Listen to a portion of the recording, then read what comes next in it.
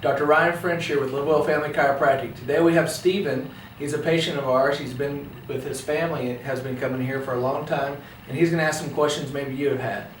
So fire away. So as you know, like you said, I've been a patient for a long time, but what I've noticed is, there tends to be a lot of seasonal injuries or things like that from time to time. Being summertime, a lot of kids are out there doing sports, on vacation, doing summer activities. What are some more of the common injuries that you're treating people for during the summertime, and what would you recommend to prevent that? Okay. Well, right now, for sure, we're seeing a lot of soccer players. We see a lot of soccer issues with hips, with backs, with necks.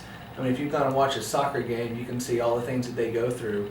And they're basically going through a whiplash probably at least 5 times a game. So we see that. Now the next sport coming up is going to be football. Football's coming up.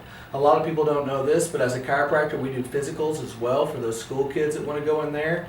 At our clinic, we don't charge you. We charge you a fee, but then we donate usually that back to the school to get those done. So if you have any questions about that, you can call in. Football-wise, I mean, it speaks for itself. You watch a game, they're going through everything. The difference between me and what somebody else may do is I'm going to deal with the structure, which is the spine, which is bones. And as those get out of place, those put pressure on nerves and can cause problems such as headaches. They can cause shoulder problems. They can cause low back problems. And that's what we're going to be looking for. Baseball's been this summer, so it's kind of the same as football. We're going to see those hip injuries. We're going to see shoulder, not so much neck, but mid-back. And my job is to put them back in so they can have optimum function. Okay, great.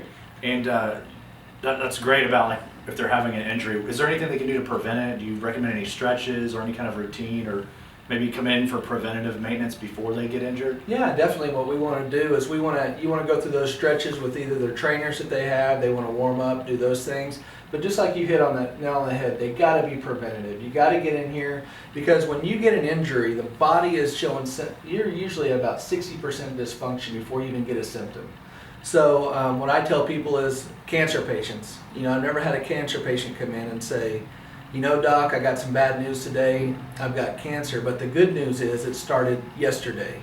That cancer's been in there for a while. Same with sports injuries. By the time you start feeling that shoulder hurting or that back hurting, it's been there for a while. Unless you abruptly rip a tendon or tear a hamstring, that's pretty instant.